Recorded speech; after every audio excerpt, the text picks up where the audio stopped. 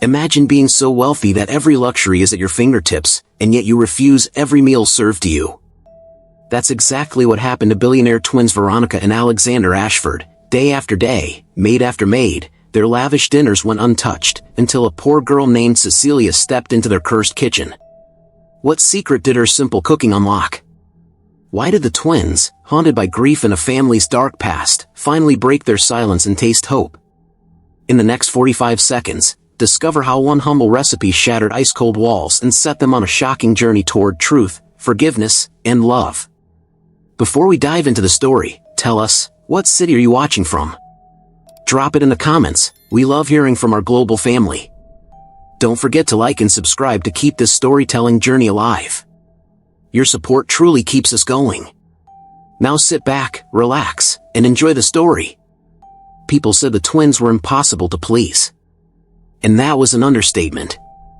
Every morning, the grand marble halls of Ashford Manor echoed with the hurried footsteps of yet another maid destined to fail. But the moment they stepped into the twins' private dining room, a strange hush would fall over them. No matter how exquisite their uniforms, how refined their carriage, or how carefully they held the silver trays, something in the room refused to let them succeed. 30-year-old Veronica and Alexander Ashford, identical in appearance but worlds apart in heart, ruled their father's business empire together. Their wealth was legendary: yachts that glided like swans across Mediterranean harbors, private jets that skimmed across continents, and a mansion so vast it could swallow entire orchestras in its halls. Yet behind that gilded facade lay a deep wound neither sibling dared to speak of. On a storm-swept morning in early spring, the mansion stood almost deserted. The wind rattled the tall windows, and the storm clouds cloaked the sun, bathing the grand estate in an eerie gray glow. Inside the kitchen, a new maid named Cecilia pressed trembling fingers against her apron, her eyes fixed on the single door that led to the twins' dining room. She had been warned, they don't like anything. Don't get your hopes up. Even the head housekeeper, Mrs. Beaufort, a woman as rigid as the mansion's stone walls, had given her a sympathetic pat on the shoulder. "Good luck, child," Mrs. Beaufort whispered. "You'll need it." Cecilia's heart pounded like a drum. She whispered a quick prayer and carried the first plate of poached eggs, steaming and delicate, garnished with fresh chives. The eggs floated on a bed of creamy hollandaise. The aroma was buttery and rich. Cecilia peeked through the crack in the door and saw the twins, Veronica seated by the window and Alexander at the head of the long, mahogany table. They both turned to her, their eyes locks of cold steel and sorrow. Cecilia straightened her spine and stepped forward. "Good morning, Miss Veronica." "Good morning, Master Alexander." "Your eggs, sir," she said, forcing a steady voice. She placed the plate before Alexander, her fingertips grazing the fine linen tablecloth. He hardly blinked. He glanced at the eggs, frowned, and pushed the plate away. The eggs wobbled but did not slide. Veronica looked down at her own plate, then shook her head. "Thank you," she said, voice void of warmth. "But I won't be eating this." Cecilia's heart sank. "Is there something wrong?" she ventured. Her question hung in the air like a frightened bird. The twins did not answer. They remained silent, their faces unreadable. The silence felt like ice creeping into her bones. She backed out of the room, tears blurring her vision. The door clicked shut behind her, and she fled to the kitchen, her uniform damp with sweat. As the door closed, a single question sparked amidst the darkness: why could no one satisfy them? And what would happen when the poor girl arrived? Cecilia didn't sleep that night. She lay awake on the thin cot in the servants' quarters, a simple room with a single window overlooking the servants' garden. The moon cast pale light through the curtains, illuminating her face. She replayed the moment in her mind, feeling the twins' cold dismissal like a punch to her gut. Why wouldn't they even taste the food? It felt as though her very existence was being denied. 2 nights earlier, she had arrived in this world of marble floors and crystal chandeliers. A trembling 18-year-old from a tiny village miles away, she carried only a few ragged dresses and her mother's iron-wrought locket. Her mother had cried at the train station, clutching her daughter's hands. "Remember who you are," she whispered. "Your cooking brought joy to everyone in our village. Ashford Manor may not be our world, but you belong in any kitchen that needs love." Cecilia found work through an old neighbor who once worked as a cleaner at the manor. Word spread that a new maid with a remarkable talent for cooking was available. Mrs. Beaufort, head housekeeper, interviewed her in the servants' hall, a vast room filled with polished pewter plates, embroidered napkins, and towering shelves of fine china. Mrs. Beaufort had examined Cecilia with a look that felt like a scalpel. She asked about Cecilia's past, her experience, her ambitions. "I learned to cook from my mother. My father was a butcher. I know my way around meat cuts. And I can bake bread that keeps soft for days." Cecilia's voice trembled, but her eyes shone with pride as she spoke of the recipes passed down through generations. Mrs. Beaufort nodded curtly. "Take your uniform." Her voice held no emotion. "You start at dawn." Cecilia returned to her tiny attic room that evening and practiced her knives, slicing onions with a precision that felt therapeutic. Tears dripped onto the cutting board as she remembered her mother's laughter in their cozy kitchen. She vowed silently, "I will not fail." Yet, in the maze-like kitchens of Ashford Manor, Cecilia felt lost. Massive copper pots hung from ornate racks, stainless steel counters gleamed beneath crystal chandeliers, and rows of exotic spices she had never heard of lined the shelves. Among them were saffron from Persia, vanilla from Madagascar, truffles from France, and safflower petals from India. She felt both overwhelmed and excited. But that excitement turned to dread as soon as she presented her first dish to the twins. Downstairs, the twins lay in their private suite, staring up at the carved ceiling. Veronica traced the ornate patterns with her eyes, her mind elsewhere. Alexander stared at the rich mahogany floor, his legs stretched before him. They were haunted by memories no one dared to know. Each lived for the other yet resented them in equal measure. Their bond was forged in shared tragedy, tempered by ice. As children, they had followed their mother into the grand dining room. She was a celebrity chef who married their father in a whirlwind romance. The banquet hall erupted with applause when she unveiled the first course, lobster bisque with scallops, each shell shimmering like a pearl. The twins, barely 10, had sat side by side, their eyes wide with wonder. Their mother's laughter filled the room, warm and fragrant, just like her cooking. Years later, that laughter fell silent. A freak car accident claimed their mother's life when they were 15. The world tilted on its axis. There was no funeral. Their father, a ruthless businessman, insisted there be no public display of grief. "It doesn't look good for the company." The twins retreated into a world of grief and silence. Their father replaced their mother's laughter with cold discipline. They were taught to hide emotions, to choke down sadness on golden plates. They lost their taste for everything except grief. A shadow stretched across Veronica's face. "What if she's just another disappointment?" she whispered, voice distant. Alexander's shoulders slumped. "Then we go on." In the kitchens, Cecilia slept fitfully, dreaming of her mother's warm hands guiding hers. Her locket, engraved with their names, Cecilia and Maria, lay beneath her pillow, a talisman against her fears. The next morning, Cecilia resolved to try again. She rose at dawn, her hands trembling as she kneaded dough for fresh bread. She infused the air with the sweet scent of cinnamon buns and warmed the kitchen with the promise of comfort. But when she carried the bread to the twins, they recoiled. Veronica closed her eyes and pushed the basket away. Alexander spat out a piece, his face twisted in disgust. Cecilia's heart sank lower than before. She wanted to cry out, "Why won't you let me feed you?" but she could not. She wondered, were they cursed? Or was there some hidden hatred she could not see? And so, the second question hovered, could one poor girl, with nothing but a heart full of hope, finally break the silence that kept them starving, inside and out? Days turned into a week. Each morning, a new maid tried to win the twins' favor with lavish creations, seafood towers, rainbow pastries, decadent soufflés, but none succeeded. Each failure tightened the mansion's atmosphere. The grand halls felt emptier, the mirrors colder. Staff whispered about ghosts or curses. The twins rarely left their suite, surviving on protein shakes and untouched gourmet meals. The world outside marched on, but Ashford Manor was frozen in a perpetual freeze of grief. Cecilia watched helplessly from the sidelines.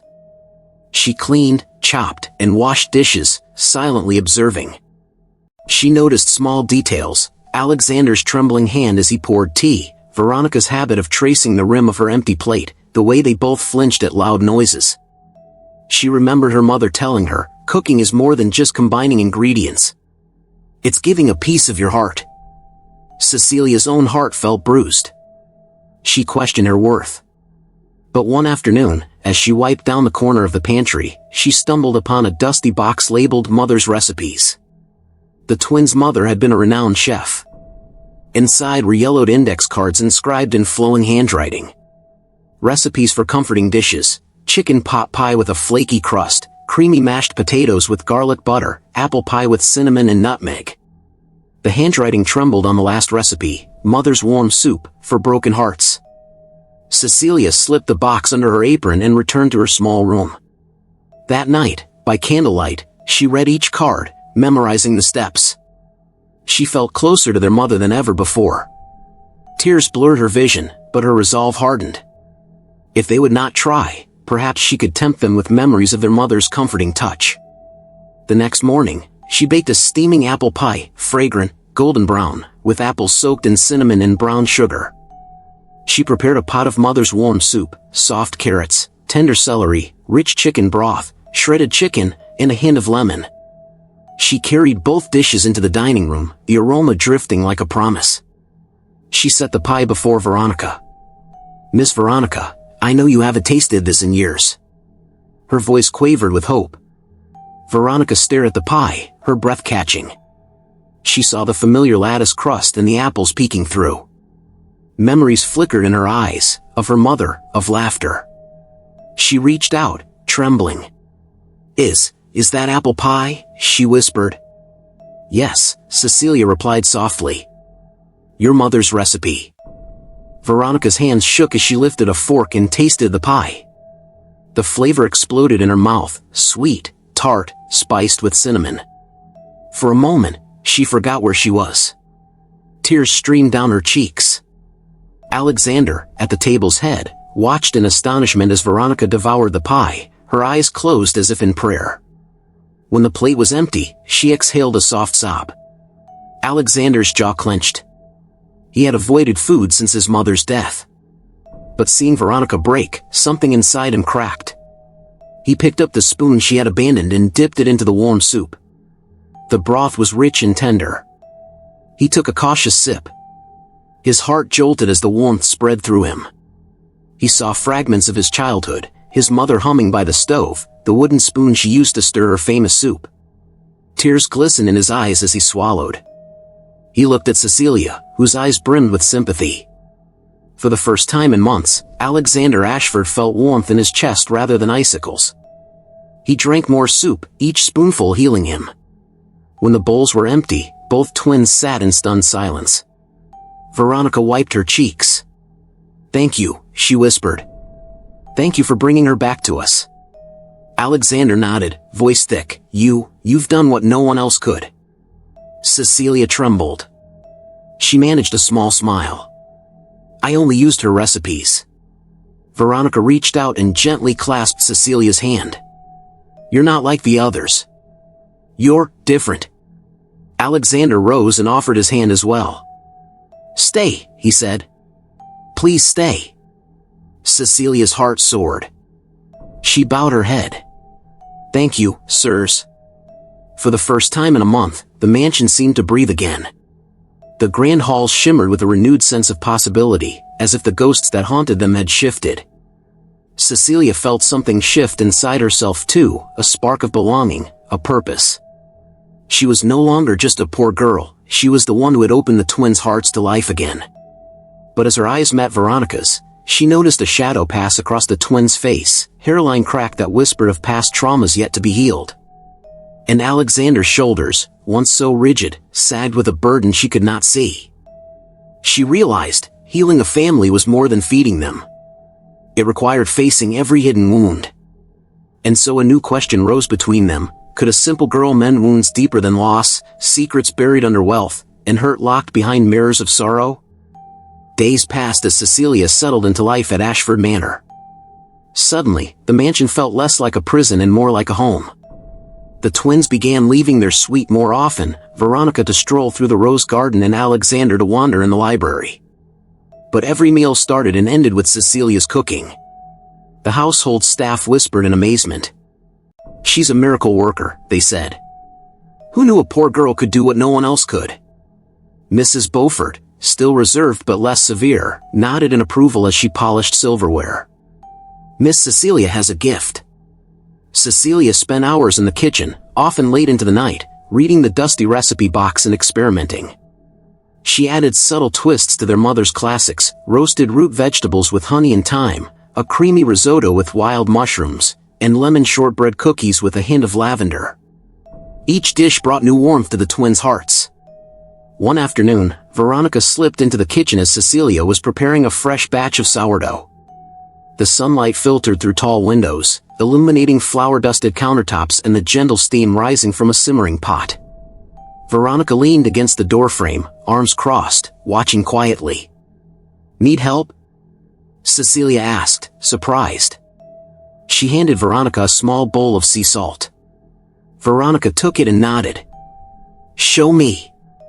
Hesitantly, she rubbed the salt into the dough, her fingers kneading gently.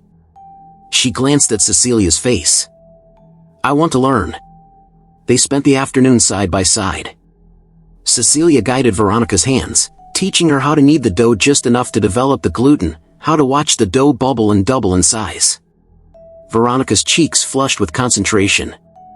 For the first time, she felt capable instead of broken. That evening, they presented a simple meal at the long mahogany table: roasted chicken with herbs, sautéed green beans, and fresh-baked sourdough. The twins ate in companionable silence. The food was simple, honest, and filling. Veronica looked at Cecilia, gratitude shining in her eyes. "You've given me a piece of my mother back." Alexander nodded, voice quieter than usual. "We should teach you the basics of managing a household," he added, a hint of a smile at the corner of his lips. In that moment, Cecilia felt as though she belonged to a family that had once forgotten her existence. As the weeks turned to months, Cecilia's presence transformed the mansion. She taught Veronica how to make her mother's tea blend, warming chamomile and lavender.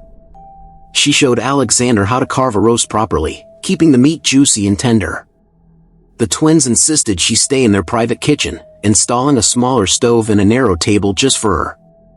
It became a sanctuary, filled with laughter, whispered stories, and the gentle clink of copper pots. One windy evening, as autumn leaves whirled outside, the twins gathered with Cecilia in that private kitchen. The weather had turned cold, and a pot of hearty beef stew simmered on the stove, filling the room with a rich aroma. They sat around the small wooden table, steaming bowls in front of them. Veronica looked at the simmering stew and sighed. "Sometimes I think about leaving this place," she confessed. "Getting away from all this wealth, all this history. Starting fresh." Her voice trembled. "But I don't know who I would be without it." Alexander thumped his fist against the table in frustration. "I feel the same. This mansion, our father, they own us more than we own ourselves." His eyes glistened. "We're trapped by our mother's memory, our father's demands, and our own hearts." Cecilia reached across the table and took their hands. "You're more than this mansion. You're more than your father's legacy. You're people with dreams, fears, and love. Your mother's memory lives in you, not in these walls." She paused, voice thick. "I know what it's like to feel trapped. I came here with nothing. But cooking brought me joy, purpose. Maybe your path isn't about escaping, but rediscovering who you are, starting from the heart." Veronica wiped her tears. "But who am I without her?" Cecilia's expression softened. "A daughter who can carry her mother's legacy forward." She motioned to the stew. "Let's make something new together, something that belongs to all three of you." At dawn the next day, they gathered fresh vegetables from the greenhouse: carrots, parsnips, mushrooms, and thyme. They worked in silence, eyes bright with purpose. As the stew simmered, Alexander recited passages from a favorite book of his mother's, Veronica hummed the lullaby her mother once sang, and Cecilia chopped vegetables with careful rhythm. When they finally tasted the new creation, beef and root vegetable stew with a hint of rosemary, they knew they had made more than a meal.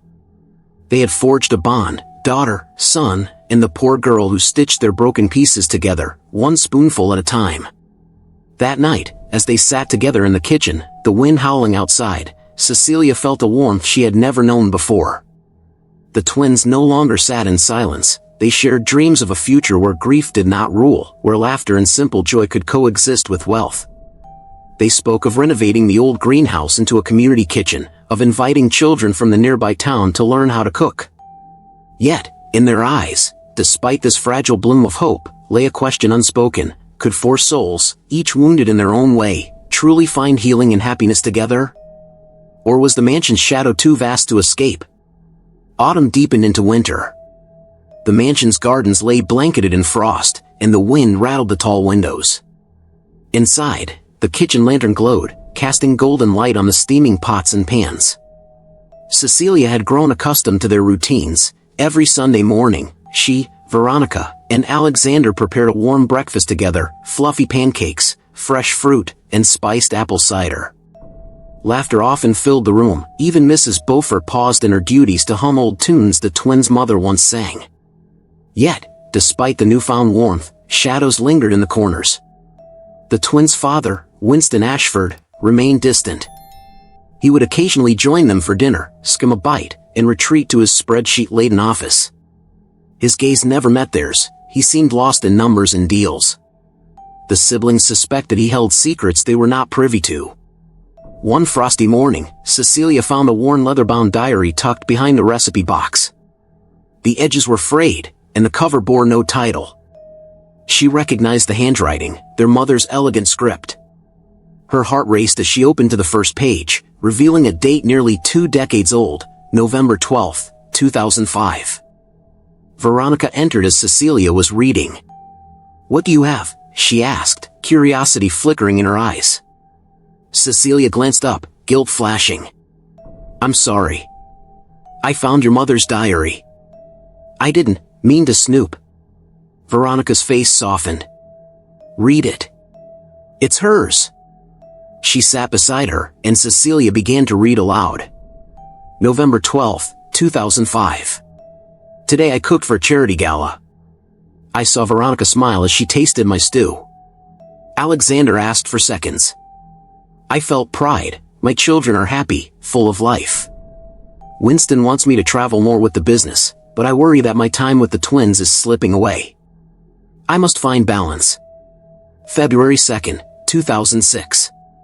The twins asked me to teach them how to bake bread. Alexander's hands shook, though he tried so hard. We laughed when flour covered the counters. For a moment, all was perfect. Cecilia's voice trembled as she folded the diary. She loved cooking for you. Veronica nodded, tears welling. I remember. She made everything seem magical. Until, her voice broke. Alexander leaned against the doorframe. Father forced her to stop cooking professionally, he said quietly. He said it wasn't profitable enough. Mother cried but agreed. 3 months later, she was gone. A heavy silence enveloped them. The diary felt like a bridge between the past and the present. Veronica traced the words with her finger. She wanted our happiness first. Cecilia clutched the diary to her chest. We can bring her back to life, in ways she wanted. Veronica's eyes flicked to the door. Father needs to know the truth. Her voice was unsteady but determined. They gathered in the study that evening. Winston Ashford sat behind a grand oak desk, eyes fixed on his ledger as always. Veronica and Alexander stood before him, diary in hand. Father, Veronica began. We need to talk. Winston looked up, surprise flickering in his eyes. This is Mother's diary. His voice trembled. He reached out, gently taking the diary from Veronica. His eyes flew over the entries, face paling. I didn't know she wrote these, he whispered, opening to a random page. I forbid her from cooking. I told her it was frivolous. I pushed her into the boardroom. I thought it was for the family's future. His shoulders shook. I killed her dream. tears streamed down his cheeks. The strong, unyielding man they knew was crumbling. I thought I was protecting you children, securing your future. But I lost her instead. And I lost you. Veronica and Alexander's eyes glistened. Alexander stepped forward, placing his hand on his father's shoulder. Father, she loved cooking. We loved it too. You can't bring her back, but you can honor her legacy. Winston closed the diary, voice thick. How? Veronica glanced at Cecilia, who stood by the doorway. By letting Cecilia teach us to cook, by opening our hearts. The mansion has been cold since Mother's death. Let's change that. Winston studied Cecilia, seeing for the first time how her gentle eyes held both sorrow and hope. He nodded slowly. Yes. I want to help. I will open the greenhouse as you suggested. In that moment, Cecilia realized that healing was not only about feeding empty stomachs, it was about mending broken hearts and opening closed doors. Winter receded, leaving behind a trail of melting snow and budding hope. Under Winston's approval, the grand greenhouse, once used for exotic orchids and rare orchids, was transformed into a welcoming cooking workshop. Wooden tables, pots, and pans were set in neat rows. Herbs sprouted in small planters: rosemary, thyme, basil, and mint. Fresh vegetables, tomatoes, peppers, and lettuces lined the shelves. One crisp morning, the twins, Cecilia and Winston, stood in the greenhouse. A group of local children, ribbons in their hair and dirty sneakers, filed in. Their eyes widened at the sight of stainless steel counters and warm ovens. Many came from impoverished families. Meals were often uncertain. For them, this greenhouse was a promise of something better. Cecilia took the lead. Welcome, everyone. Today, we're going to learn how to make simple sandwiches using fresh ingredients. The children gathered around her, curiosity sparkling. She showed them how to slice tomatoes, wash lettuce, and spread mayonnaise on soft bread. Laughter echoed as they competed to stack the tallest sandwich. Veronica and Alexander moved among them, offering encouragement. Winston stood to the side, observing the scene. He knelt to talk to a shy boy with smudged cheeks. Do you like cooking? He asked gently. The boy shook his head. Winston smiled. Give it a try. You might discover something unexpected. By the time lunch arrived, every child was devouring their sandwiches, faces smeared with crumbs and lettuce. Some children beamed proudly at their creations, others whispered to Cecilia that this was the best food they'd ever tasted. Alexander watched, his chest tight with emotion. He turned to his sister. Do you remember how Mother used to invite the village children to our garden? She'd let them pick vegetables and help her cook. Veronica nodded, closing her eyes as if to taste the memory. I do. She believed everyone deserved a seat at the table. Cecilia approached. She's here, in every dish we cook. She smiled. Sharing food is how we share love. As the sun dipped low behind the glass panels, Winston approached them. Thank you, he said, voice soft. I haven't felt this, hopeful in years. He rested his hand on Amelia, one of the older girls who was wiping jam from her face. Your mother would be proud. Veronica realized the greenhouse was more than a cooking class, it was a lifeline, both for the community and their own fractured family. The walls, once cold and claustrophobic, now breathed warmth and possibility.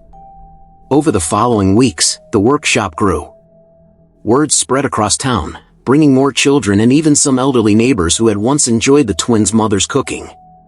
They all contributed. An old baker brought sourdough starters, a local farmer donated fresh eggs, and a seamstress sewed aprons embroidered with a small golden heart. Every Sunday, the greenhouse overflowed with voices, laughter, and the aroma of simmering stews. Back at the mansion, change rippled. Breakfast became a family affair. Instead of rushing off after a quick bite, Winston, Veronica, and Alexander lingered at the table. They talked about their plans, expanding the workshop to teach basic business skills, opening a small cafe on the estate, partnering with local farms for produce. Instead of chasing profits alone, Winston discussed social impact, tears shining in his eyes. One evening, as snow began to fall, the family gathered in the kitchen for a special dinner. Cecilia had prepared a feast: roasted turkey with chestnut stuffing, mashed sweet potatoes, honey-glazed carrots, and a towering apple cranberry pie. The twins set the table with their mother's china, each plate carrying a tiny rose pattern. They lit candles, and the flickering flames danced on the crystal water glasses. Winston raised his glass. "To Helena Ashford," he said, voice thick. "May her spirit continue to guide us." They toasted, tears glistening. They heard the wind howl outside, but inside, they felt shielded by one another's love. But no matter how bright the light inside the greenhouse or the kitchen grew, the mansion's older wings still held darkness. Secret rooms and long-forgotten letters lay hidden behind locked doors. Rumors circulated that their father's business empire was built on shady deals, something the twins had never investigated. One night, while searching for more recipes in the library, Veronica found a stack of old legal documents and articles. She read that the Ashford fortune had been partially financed by a loan shark who disappeared under suspicious circumstances. She sensed a knot in her stomach. "Alexander, you need to see this." In the candlelit library, the siblings pored over yellowed newspaper clippings. One article described a fire in a small charity building, paid for by the Ashford Foundation. The foundation's leader had died in the blaze. Rumor had it the building was poorly wired, someone had tampered with the fuse box. Alexander slammed the article shut. "You think," his voice trailed. Veronica swallowed. "I don't know. But maybe our father's empire isn't as clean as we thought." Cecilia, overhearing them, placed a comforting hand on Veronica's shoulder. "You'll face it together," she said softly. "Just like you face every other challenge." Veronica looked over her shoulder. "If our family's fortune is built on lies, will it destroy everything we've built, the greenhouse, the workshop, the hope?" Cecilia squeezed her hand. "Truth is scary. But secrets eat away at your soul. It's better to confront them."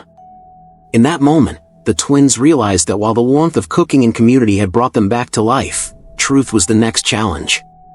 And they would need every ounce of courage, and the unwavering support of the poor girl-turned-sister, to face it. Winter's chill turned to a biting frost as Veronica and Alexander delved deeper into the Ashford archives. With Cecilia's help, they uncovered old ledgers, letters, and contracts hidden in a locked cabinet behind their father's desk. Each document hinted at deals made in the dead of night, properties bought for suspiciously low prices, businesses bankrupt before their owners vanished, and payments funneled through shell corporations. One afternoon, while poring over a brittle contract from 2003, Veronica stumbled upon a name she recognized: Jonah Mercer. She gasped. Jonah was the leader of the Ashford Foundation, the very charity the twins had supported in fond memory of their mother. According to the contract, Mercer had been promised a hefty sum to manage the foundation's funds. But just 2 years later, the building funded by the foundation burned down, and Mercer died in the fire. 12 months after Mother's death, Veronica whispered. "He died. But why?"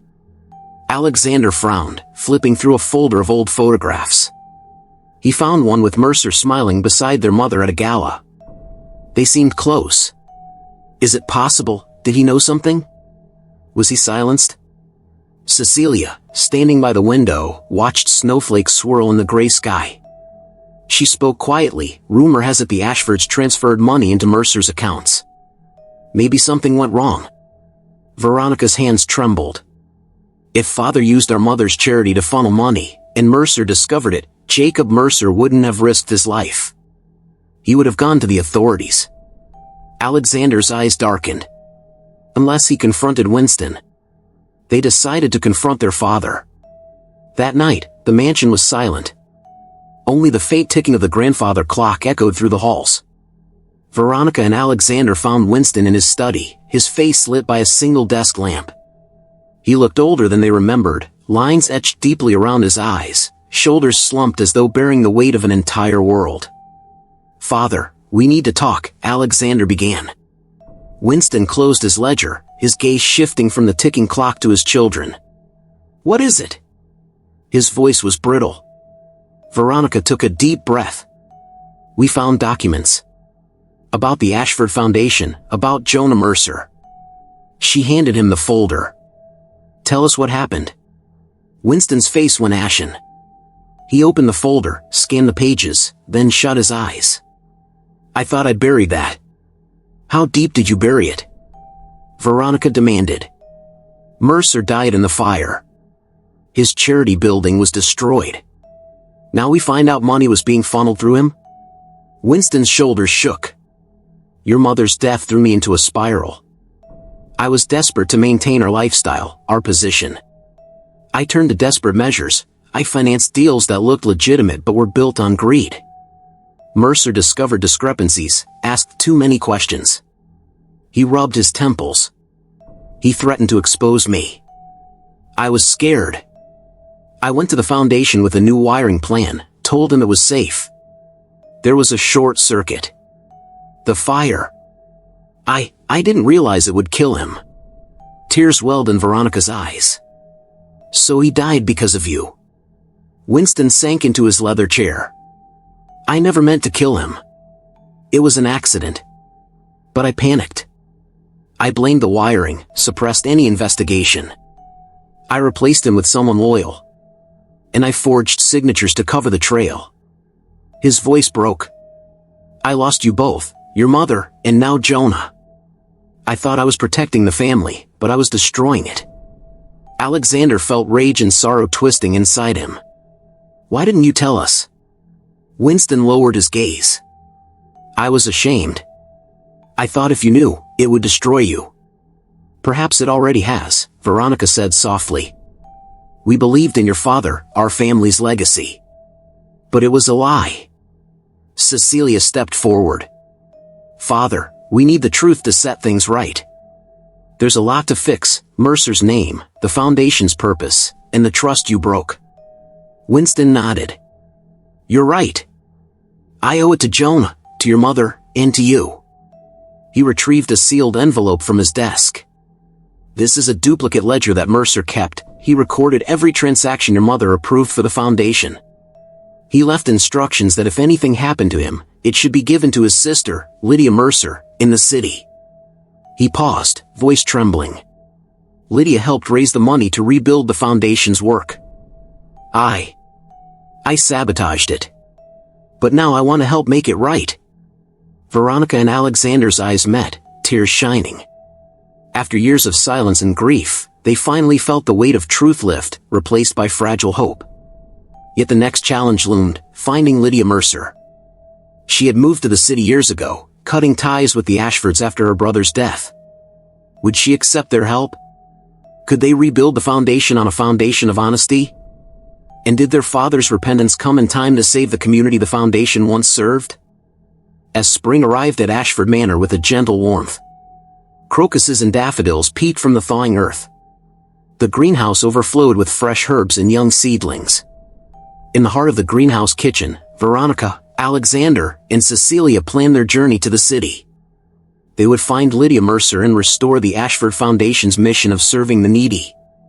Cecilia packed a small satchel with her mother's recipe diary, 24 fresh eggs from the greenhouse chickens, and homemade granola bars for the road. Veronica chose a simple, yellow dress, her favorite color, and Alexander donned a charcoal gray suit to meet Lena, their father's lawyer, at a city cafe. They loaded the Ashford family sedan with suitcases and took one last look at the mansion's stone facade before departing. Their journey took them through winding country roads, where fields of wheat swayed in the breeze. Veronica stared out the window, remembering childhood visits to nearby farms. She recalled how Mother always let her pluck fresh strawberries and how Alexander used to chase butterflies across the meadow. Now, they were on a different kind of mission, one that meant facing painful memories. In the city's heart, towering buildings cast long shadows over narrow streets. Traffic roared, and people rushed by, oblivious to the story unfolding in their midst. They arrived at Café Augustine, a small, charming spot with outdoor tables framed by potted ferns. Lena Mercer, Jonah's only surviving sibling, sat alone at a corner table, her auburn hair streaked with silver. Her eyes, sharp and guarded, flicked up as they approached. Jonah spoke of you, she said without preamble, her voice guarded. But I didn't trust your father. Veronica sat down, clasping her hands. We understand. But we want to make amends. We discovered that our father's wiring plan caused Jonah's death. He's ready to confess, to reopen the investigation, and restore any misused funds. Please, let us honor Jonah's work. Lena studied them, her gaze piercing. You're his children? She asked Veronica. Your mother was a wonderful woman. Jonah always spoke of the parties in your orchard, where he'd sneak in to taste your mother's stew.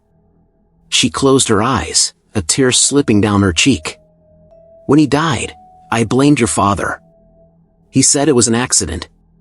But I never saw proof. Alexander opened the sealed ledger envelope. Jonah kept detailed records of every donation and expense. We have this ledger, and we want you to lead the reformation of the foundation. We'll step aside from leadership if you wish. We only want to right the wrongs. Lena eyed the leather-bound ledger. I need time. She sipped her coffee, exhaling slowly. When Jonah died, I lost everything, our home, my job, my faith and trust. But I never stopped thinking about the people he served. If you truly intend to make this right, we start by rebuilding that building, on proper wiring, with community involvement and transparency. Veronica felt her chest swell. We will do whatever it takes. Lena nodded, slipping into a warmer expression. First step, find the original blueprints for the old building. We need to know if it was faulty or tampered with. Over the next 2 days, the trio worked tirelessly. They visited the city archives, uncovering dusty blueprints and fire marshal reports. They discovered discrepancies. The electrical work had been altered, wires rerouted to a faulty fuse box. The wiring plan Winston had provided matched nothing. Someone had changed it. Memories flooded back of Jonah's heated arguments with an unknown man shortly before the fire. On the final day of their search, they stood in a cramped fire marshal's office. Alex grabbed an old ledger marked Transfer of Funds, Ashford Foundation. He pointed to a line, January 15th, 2006, transfer £50,000 to EC Wiring Company. He looked up at Lena. EC Wiring Company was the contractor the week before the fire. Lena's lips tightened. That wasn't the contractor Jonah approved. She scanned the page. Your father's plan called for Whitaker Electrical. This was a last-minute change. Veronica felt anger and dread coiling in her gut. Then someone switched the contractors. If that contract was forged, someone wanted the building gone, and Jonah with it. They gathered more documents, a fax cover sheet labeled with Winston's office number, but the signature was forged. Lena pocketed the papers. This is better than we hoped. We have evidence. We can prove he lied. That night, in their city hotel room, the siblings faced a new question. Was the person who tampered with the wiring their father, or someone else working in his shadow? And if Winston had been covering for someone else, another partner in the business empire, what new secrets would surface? As they prepared to return to the manor, each felt a mixture of hope and dread. They had taken the first step toward justice, but the path ahead was shrouded in uncertainty. What truths would their father reveal once he faced them with this evidence? And would they be strong enough to survive the fallout? Back at Ashford Manor, the mansion stood silent, its stone walls dusted with early spring pollen. Cecilia welcomed them into the sunlit kitchen. Veronica hugged her tightly. We found the truth, Veronica whispered. Cecilia's eyes glowed with concern. Tell me.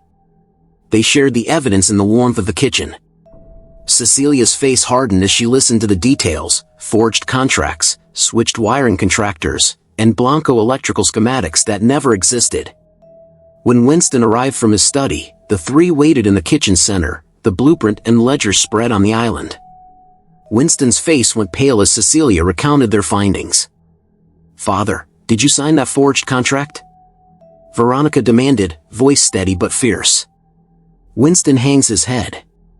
I knew the wiring was wrong, he said quietly. I knew it endangered Jonah. But, his voice cracked. I thought it would be fine. I thought the contractors would catch the mistake. I didn't know who switched them, but I trusted my assistant, Harold Reynolds. He managed projects for me. Alexander's eyes widened.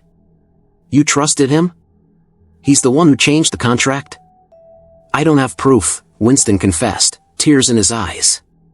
But Harold had access to the files. He was with me when we reviewed the original plan. Only he knew my routine. Veronica clenched her fists. So, you trusted him more than our brother's friend? Winston nodded miserably. I thought he was loyal. After the fire, Reynolds told me on his deathbed, "I'm sorry, sir. I thought you would never suspect me." That was all he confessed before he disappeared. Veronica's lips quivered as she processed the betrayal. So he admitted to switching contractors? Winston swallowed. He admitted to forging the contract, but he said he was paid by someone else. Someone higher in the chain. Cecilia gasped. Who was it? Winston sank into a chair. He wouldn't say. He died before he could reveal the name. I looked everywhere, but the trail went cold. I was too ashamed to tell you. I wanted to protect you from more hurt. Veronica wiped her tears. You've protected us too much. We were kept in the dark about everything, Mother's death, Jonah's, and now this. She turned to Alexander. What do we do now? Alexander studied the documents.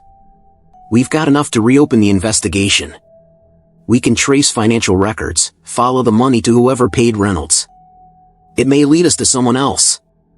Winston nodded, voice choked. I'll help. Cecilia laid a comforting hand on Veronica's shoulder. You're not alone. The next morning, they contacted a private investigator recommended by Lena Mercer. His name was Mark Donovan, a tall man with gray streaks in his hair and eyes that missed nothing. He arrived at the greenhouse, notebook in hand. Veronica and Alexander explained everything, the evidence, Reynolds, and the missing link. Donovan paused, then nodded. It's a start. We'll subpoena financial records, look into payments to EC Wiring, and see where that money came from. It could be someone within your father's circle, even Winston's own board members. Cecilia felt tension coil in her chest. The Ashford empire seemed to have more snakes than she realized. Yet, despite the danger, a flicker of hope burned. They were finally digging into the darkness, rather than avoiding it. Days later, as they waited for Donovan's first report, life at the manor began to settle into a new normal. Each evening, the kitchen bustled with conversation and the clatter of utensils. The greenhouse thrived with seedlings for a new community garden. Veronica led cooking classes for local teenagers, while Alexander drafted plans for the Ashford Foundation's board of directors, inviting Lena and local leaders. Winston spent his afternoons in the library, poring over documents, sometimes with tears glistening in his eyes as he confronted his past mistakes. One golden afternoon, Donovan finally arrived with news. He gathered them in the library. I traced a wire transfer 2 months before the fire, £50,000 sent from the Ashford corporate account to an intermediary offshore account, then to EC Wiring Company. He tapped the ledger on the table. The intermediary was a shell company named Blackwood Investments. Veronica's breath caught. Blackwood? We've heard that name before. Alexander nodded slowly. It's the company that took over our mother's vineyard after her death. Donovan opened his notebook. The vineyard was sold under questionable circumstances. I dug into land registries. Blackwood bought it at a fraction of its value. Whoever controlled Blackwood had motive to silence your mother. Her vineyard had sentimental value. Winston covered his face with both hands. Oh God. Veronica forced herself to breathe. So it was Blackwood. Someone took over the vineyard, paid Reynolds to burn the foundation building, and hoped Jonah's death would bury any suspicion. Cecilia felt bile rise in her throat. But who controls Blackwood now? Donovan's expression hardened. A man named Richard Cavendish. He's one of the largest shareholders, says he was merely an investor. But his name pops up in several shady deals. He's an old associate of your father's from the early days. They started in business together. Winston swallowed hard. Cavendish. I thought he was out of the country. He travels, Donovan said. But he comes back. He's due to be in town next week for a shareholder meeting. Alexander clenched his jaw. Then we confront him. Veronica nodded. And we set things right. We'll clear our mother's name, repay the foundation's debts, and expose Cavendish. Winston rose, resolve etched into his face. I'm ready. Cecilia looked at the three of them, father, daughter, son. They had come so far, from broken hearts to a mission of justice. The mansion no longer felt like a cage but a home of truth. But confronting Cavendish meant risking everything, the foundation, the greenhouse project, and even their personal safety. Yet, in that moment, the twins understood that they had to face the final challenge together. The spring sun shone brightly as plans were drawn for the confrontation with Richard Cavendish. In the greenhouse, tables and chairs were arranged for a private meeting. Veronica and Alexander believed presenting the evidence in person would force Cavendish's hand. They needed to catch him off guard, with no room to hide behind lawyers or lies. Cecilia prepared a small feast for the meeting, light pastries, fruit tarts, and chilled lemonade, served in crystal pitchers. She hoped that a relaxed setting would lower Cavendish's guard. As the twins arranged the documents on a nearby table, Winston observed from the door, his face pale but determined. Late morning, a sleek black town car rolled up the circular driveway. Richard Cavendish stepped out, tall, impeccably dressed in a tailored navy suit. His silver hair gleamed in the sunlight, and his confident smile never wavered. For a moment, Veronica felt her heart pound like a drum. Cavendish looked every inch the powerful magnate, exuding an aura of unshakable control. Richard, Winston said stiffly, extending his hand. Thank you for agreeing to meet. Cavendish shook Winston's hand, then turned to the twins. Veronica, Alexander. I heard you wanted to discuss some matters. Shall we proceed? His eyes flicked toward the open ledger and the stack of documents on the table. The group sat in a semicircle. Cecilia stood behind them, ready with refreshments. Veronica cleared her throat. We have evidence that Blackwood Investments, which you control, purchased our mother's vineyard at an undervalued price. We have proof that 2 months before the foundation building burned down, you arranged a transfer of £50,000 from our father's account, through Blackwood, to pay Edward Reynolds to tamper with the wiring. Cavendish's expression chilled. He took a slow sip of lemonade. 80 acres of prime vineyard land, lost to a careless accident? He raised an eyebrow. Have you considered the possibility of a tragic mistake? Accidents happen. Veronica slid a photograph across the table, a blueprint marked Cavendish signature. This is the original contract for the foundation's wiring. Your signature is on the change order, but the handwriting is different. We have expert analysis confirming the signature was traced. She pointed to a small note in the ledger, payment authorized by her, Cavendish. Cavendish's face turned stone. Your father, Winston, had the authority to sign off on expenditures. If he gave him permission. Alexander slammed his fist lightly on the table. He didn't. The ledger's records show your signature, not his. And the wire transfer was from Blackwood's offshore account. Your lawyer will confirm it. We have bank statements. Cavendish's eyes flickered, betraying momentary fear. He leaned back. You think I orchestrated a murder? That's a serious accusation. Veronica took a steadying breath. It wasn't a murder, it was manslaughter. Reynolds admitted he was paid to switch contractors. We have no record of that wiring plan entering your company legitimately. Cavendish's lips curled into a sneer. Reynolds was a desperate man. He confessed on his deathbed. I didn't know about the wiring job. If there was foul play, it was his own doing. I paid for standard electrical work. Winston's voice trembled. Jonah Mercer died in that building. You bought the vineyard, our mother's home, right after that. You profited from her death. Cavendish's polite demeanor vanished. He stood, placing both hands on the table. I made a business decision, regretfully. The vineyard was unproductive and expensive. I offered the family what I believed was a fair price. Do you honestly believe I staged a fire? Alexander rose too, standing face to face with Cavendish.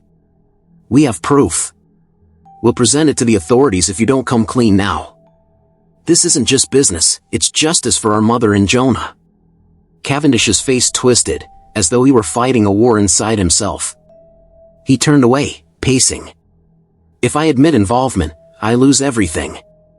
My reputation, my fortune, my freedom. He spun back. But if I fight you, well, you'll drag this into the public eye. Your family name and mine will be ruined. Veronica felt her pulse racing. Then tell the truth. He closed his eyes, pinching the bridge of his nose. The room felt charged, like the moment before a storm. Finally, he exhaled and met her gaze. I did it. I arranged for Reynolds to do the job. I wanted the vineyard. I regretted it afterward. I never intended for Jonah to die. The wiring should have been safe. I told Reynolds to be careful. Silence hung heavy as thunder. Winston's body sagged. Veronica's eyes filled with tears. Alexander took a deep breath, nodding at Cecilia to bring in a fresh pot of tea. Cavendish continued, voice strained. I came here to apologize, but apology means nothing. I know I can't bring them back. I only want to minimize the damage. He sank into a chair. What do you want from me? Veronica wiped her tears. We want the vineyard back. She slid the deed across the table. And a public apology. We want to rebuild the foundation building in Jonah's name. You'll fund it, using your resources. We want you to transfer ownership of the vineyard back to our family. We want you to sign over Blackwood Investments' share to the Ashford Foundation, so the foundation can operate without corruption. Cavendish looked at the deed, then back at them. That's a tall order. He paused, then took a deep breath. I'll agree to all of it, provided you forgive me privately. I don't want a public spectacle. Veronica rose, crossing to stand beside her father and brother. It's not forgiveness if you don't face consequences. She looked at Winston. Father? Winston rose, voice firm. I agree, public apology, restoration of property, rebuilding the foundation. And the vineyard must be turned into a community garden and teaching farm, so our mother's legacy lives on. Cavendish nodded slowly. Agreed. In that moment, a wave of relief and sorrow washed over them. Justice would be served, but the wound would always remain. They had forced the truth into the open, unmasked a killer disguised as a business partner, and reclaimed their family's legacy. But the sorrow for their mother and Jonah would never fully fade. Summer sun bathed Ashford Manor in golden light as plans took shape to restore and expand the Ashford Foundation. With Cavendish's consent, they reclaimed the vineyard and the ruins of the old foundation building. The yellowed vines were cut back, revealing rows of rich soil. Volunteers from the community, former beneficiaries of the foundation's programs, gathered to help clear debris and prepare for reconstruction. In the greenhouse kitchen, Cecilia prepared lunch for the workers, roast chicken, fresh greens, and her mother's special lemon cake. The scent of warm bread and roasting meat invited smiles from exhausted hands. Veronica and Alexander worked alongside the volunteers, hauling lumber and mixing cement. Even Winston donned a cap and jeans, his once immaculate clothes now dusted with sawdust. One morning, Veronica paused as she watched children planting tomato seedlings in the newly tilled soil. She remembered her mother teaching her to nurture life from the earth, to trust in the miracle of seeds. The community garden would be a living tribute. Tomatoes, lettuce, herbs, and strawberries would grow where once stood a place of tragedy. Lena Mercer arrived with a stack of binding legal documents. Here is the final transfer agreement, she said, handing it to Veronica. The deeds, the corporate filings, everything is in order. Cavendish fulfilled his promise. Veronica signed the documents with a steady hand, then pressed the pen to Alexander, who signed next. Finally, Winston signed, his signature shaky. Cecilia held the contracts for Lena, who nodded approval. As the papers were filed, a sense of closure settled over them. Yet, a new chapter was beginning, turning tragedy into hope. The old foundation building's ruins were cleared within weeks. A new design, open, modern, and welcoming, was drawn up by local architects. It would feature a community kitchen, classrooms, and a small auditorium for gatherings. A low-slung hallway of glass would connect to the greenhouse, creating a seamless flow between garden and kitchen. Throughout the construction, the mansion bustled with activity. Each morning, the Ashford family gathered for breakfast in the kitchen. Cecilia prepared simple dishes, omeras topped with fresh herbs, oatmeal with fruit compote, and warm biscuits with local honey. They shared news, the progress of the foundation building, new recipes to try, and plans for the annual summer festival at the vineyard. Meanwhile, Alexander and Veronica continued hosting cooking classes in the greenhouse. Local chefs volunteered to teach knife skills and safe food handling. Children learned to bake bread and prepare simple meals. They laughed as flour puffed into the air, and high fives were exchanged when someone's cake rose perfectly. One evening, after a long day of work, the family gathered in the mansion's courtyard. The air was sweet with the scent of blooming jasmine and lavender. A round oak table was set with their mother's china, and Cecilia served a simple but elegant dinner: grilled salmon with lemon and dill, wild rice pilaf, and a berry pavlova. Candles flickered, and the first stars appeared in the dusky sky. Winston raised his glass. To Helena Ashford, Jonah Mercer, and to second chances. His voice wavered. They all toasted, and glasses clinked gently. Veronica looked at her father, seeing how he had changed, from a distant businessman to a man willing to kneel in the dirt with neighbors and admit his wrongs. She felt gratitude and love. "Father, thank you. For everything." He nodded, tears in his eyes. "I lost my way. But I'm grateful to find it again, because of you three." Alexander reached across the table, taking Cecilia's hand. "And thank you, Cecilia. Without you, none of this would have happened." Cecilia's cheeks flushed. "I only tried to do what your mother would have done." Veronica smiled, raising her glass again. "For our mother, who taught us to share food, love, and forgiveness." They drank, savoring the warmth of family reunited. But the mansion still held the twins' childhood rooms, untouched since their mother's death. Boxes of her clothes, her cookbooks, and faded photographs lay in dusty corners. Veronica realized the final step to healing would be to open that door and reclaim those memories. Weeks passed as the new foundation building neared completion. The greenhouse buzzed with activity, tomatoes heavy on the vines, basil leaves unfurling, and strawberries gleaming in the sun. The future seemed bright, but an ache lingered in Veronica's heart. She knew it was time to return to her childhood suite, the room where her mother's laughter once rang clear, now a silent shrine to loss. One morning, she hesitated at the suite's grand double doors. The brass knobs gleamed in the early light. She took a deep breath, pushing one door open. Dust motes danced in the sunbeams filtering through lace curtains. The bed was neatly made in white linen, but the plush blankets looked untouched. A small writing desk held her mother's handwritten letters. The wardrobe stood closed, as though guarding memories. Veronica stepped inside. Everything looked frozen in time. A portrait of her mother hung above the fireplace, a silver-framed photo of the twins as children grinned up at her. She walked to the wardrobe, opening it with trembling fingers. Dresses of chiffon and lace hung like ghosts. Her mother's perfume, soft rose and vanilla, lingered faintly, transporting Veronica to the past.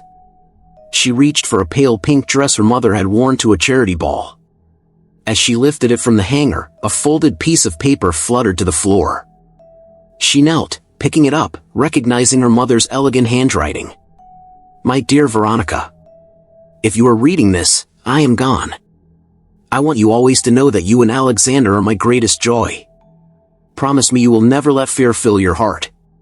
Promise me you will share your gifts with the world, just as I shared mine. If I am not there to guide you, look to each other and to the people who love you. Share your mother's recipes, yes, but share your hearts even more." Tears streamed down Veronica's face. She clutched the letter to her chest, the fabric of the dress brushing her cheek. She whispered, "I promise." Downstairs, Alexander emerged from his study, noticing the light beneath the suite's door. He knocked softly and entered without waiting. He found Veronica on the floor, the letter crumpled in her hand. He knelt beside her, wrapping her in an embrace. "She's still with us," he murmured. "In every meal, every memory." Veronica nodded, tears flowing freely. "I missed her so much. Alexander took the letter, reading the final lines aloud. "Promise me you will never let fear fill your heart." He looked at her. "We've faced the darkness. Now we fill our hearts with love." Meanwhile, Cecilia had her own moment of reckoning. One afternoon, as she harvested basil in the greenhouse, memories of her mother flooded back, her laughter, her gentle hands stirring pots of soup, her eyes shining with pride. Cecilia realized she had kept one secret. She had always dreamed of becoming a chef in her own right, but the pain of loss had anchored her to the past. That evening, she found Veronica and Alexander in the greenhouse's private kitchen. "I have something to tell you," Cecilia said, voice soft. They looked at her curiously. "My mother was a teacher. I loved cooking, but I also loved teaching. I never told you, but I want to start my own culinary school. Not just here, but beyond, maybe open a small restaurant that offers apprenticeships to young cooks without means." Veronica's face lit up. "That's wonderful, Cecilia." Alexander nodded. "You've given us everything. Now it's our turn to support you." Cecilia's eyes glistened. "I was afraid I'd lose you, the foundation, this new family." Veronica took her hand. "We're all scared sometimes. But our mother taught us to share our gifts. This is your gift." In the warm lamplight of the greenhouse kitchen, the three of them made a pact to honor their mothers by sharing their talents with the world. Summer ripened into late July, and the Ashford estate buzzed with celebration. The new Ashford Foundation building stood proudly beside the greenhouse, its bright windows reflecting laughter and sunlight. Veronica and Alexander hosted the grand opening, inviting city officials, local families, and former foundation beneficiaries. A long table stretched across the courtyard, laden with dishes prepared by Cecilia's students, fresh salads, hearty soups, and golden pastries. Cavendish attended reluctantly, standing at the edge of the crowd. He watched as children played on the lawn and adults gathered in the new auditorium. On stage, Veronica spoke about the journey, from tragedy and betrayal to rebuilding and hope. She thanked her father, her brother, and Cecilia for their unwavering dedication. She introduced Lena Mercer, who would co-chair the foundation's board. The crowd erupted in applause. Veronica felt her voice quiver with emotion. She realized the power of that moment. They had transformed pain into purpose. The laughter of children, the aroma of fresh bread, and the vibrant greenery filled the air. After the ceremony, families toured the foundation building's classrooms and community kitchen. In one room, a wall displayed photos of Mother Ashford and Jonah Mercer, side by side, tokens of gratitude from those they had helped. Under each photo, a plaque read, "In memory of Helena Ashford, chef, mother, friend, and in memory of Jonah Mercer, visionary, leader, friend." Cecilia's new culinary school held an open house next door. Her students, from local teens to adult learners, offered cooking demonstrations. One student, a shy girl named Marisol, showed off her chocolate mousse, eyes shining as she explained how Cecilia had taught her to temper chocolate and whipped cream just right. Marisol's mother hugged Cecilia, tears in her eyes. "You changed my daughter's life," she said. Cecilia felt a gentle warmth blossom in her chest. She realized her mother's dream lived on through her teaching, touching lives beyond the manor's walls. That evening, the Ashford family gathered for a final feast at the courtyard table. Winston looked around, tears pooling in his eyes. "Look at what we created together," he said, voice thick. "This is my redemption." Veronica raised her glass. "To family, blood or chosen, who helps us heal." Alexander raised his. "To love that conquers fear." Cecilia lifted hers. "And to dreams that carry us forward." They clinked glasses, laughter mingling with the cricket's song. As twilight deepened, lanterns were lit along the garden paths. The greenhouse glowed like a beacon of hope, its glass walls reflecting candlelight. Veronica and Alexander wandered through the vineyards at dusk, memories flooding back. They walked quietly, hand in hand. Veronica broke the silence. "Do you remember how Mother used to say that every harvest is a promise? That seeds we sow today feed the hearts of tomorrow?" Alexander squeezed her hand. "I do. And now, the harvest is here." He looked at her with gentle pride. We've saved our family, rebuilt the foundation, and honored our mother's legacy. Veronica leaned against his shoulder. And we did it together. In the distance, the party hummed with music and laughter. Cecilia stood at the greenhouse door, watching the twins and their father embrace. She smiled, her eyes reflecting gratitude for being part of something greater than herself. Though sorrow would never fully vanish, they had found a way to live with it, carving hope from grief and planting seeds of kindness that would flourish for generations. Autumn arrived in a blaze of color, maple leaves turned crimson and gold, and crisp air carried the scent of apple cider. The greenhouse stood warm and verdant against the cool breeze. Cecilia trimmed basil and harvested the last of the tomatoes. Her culinary school had grown, a small staff, dedicated students, and a modest storefront in the nearby town where they sold preserves and pastries. Veronica and Alexander walked through the greenhouse, pausing to study the ripening herbs. Veronica paused by a wooden trellis, where vines of morning glory climbed toward the glass ceiling. "It's incredible how far we've come," she said softly. Alexander nodded, surveying the lush garden. "Every plant here tells a story, of resilience, of growth, of hope. It reminds me of us." Cecilia joined them, wiping her hands on her apron. "And every meal we prepare carries love. People feel it when they eat." They embraced in the warm, fragrant air. For a moment, the world felt perfect. That afternoon, the Ashford Foundation hosted its first harvest festival at the vineyard. Rows of pumpkins, squash, and late-season cabbages lined the fields. Children rode a hay wagon pulled by a friendly old donkey, families picked apples from low-hanging branches. Food stalls served hearty stews, fresh bread, and sweet pies, all made by Cecilia's students. A band played folk music beneath colorful pennants. Winston watched from a nearby bench, a contented smile on his face. Veronica joined him, handing him a cup of spiced cider. He sipped, closing his eyes. "I never thought we would come this far," he said, voice choked. "Not after the tragedies, the secrets." Veronica sat beside him. "We did it, Father, together." Alexander approached, asking for a dance, and they joined the other couples on the makeshift dance floor. Cecilia watched from the sidelines, her heart full. She felt her mother's presence in every note of music, every burst of laughter. As the sun dipped low, painting the sky in pastel hues, Veronica climbed onto a small stage. She tapped the microphone, and the crowd quieted. "Thank you all for coming," she began. Her voice trembled with gratitude. "Today, we celebrate more than a harvest. We celebrate community, resilience, and the power of love to heal. We honor my mother, Helena Ashford, and Jonah Mercer. Their spirits live in the food we share, in the kindness we show, and in the dreams we chase." She gestured to the greenhouse, where Cecilia stood, wiping tears from her eyes. Cecilia's culinary school has already started changing lives. She taught me to find hope through cooking, to face the past and embrace the future. She raised her glass. "To new beginnings." The crowd cheered as the music resumed. Couples danced, children spun in circles, and volunteers served steaming plates of food. The vineyard glowed in the golden light, a testament to the seeds they had sown, seeds of truth, forgiveness, and compassion.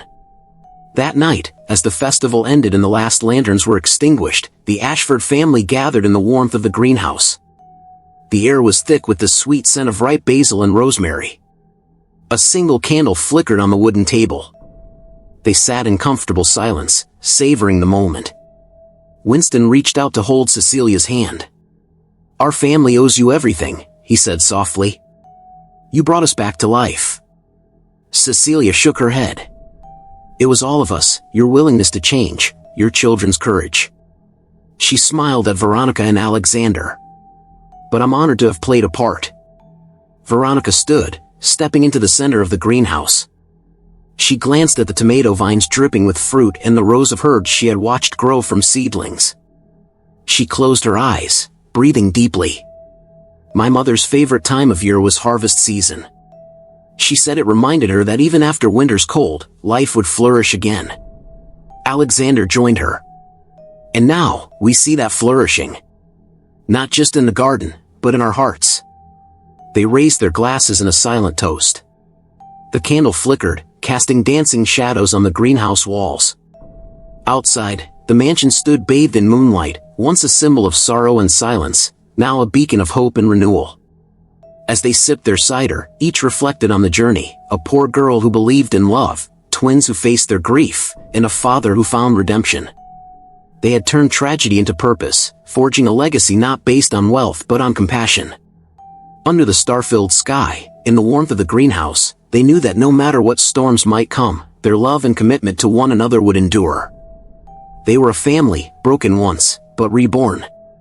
And as the candle's flame flickered one last time, it illuminated a new truth: the seeds we sow in love always find their way to bloom. Years later, Ashford Manor's greenhouse remained a symbol of hope. Cecilia's culinary school thrived, sending graduates to work in top kitchens and start their own restaurants. The foundation building bustled with workshops, nutrition classes, vocational training, and community dinners. The vineyard produced abundant harvests of grapes and berries, donated to local food banks and sold at farmers' markets, the proceeds funding scholarships for underprivileged youth. Veronica and Alexander married on a crisp autumn day beneath the arbor in the greenhouse courtyard. Cecilia served as matron of honor, wearing a dress the twins had gifted her, lined in soft rose to honor their mother's favorite color.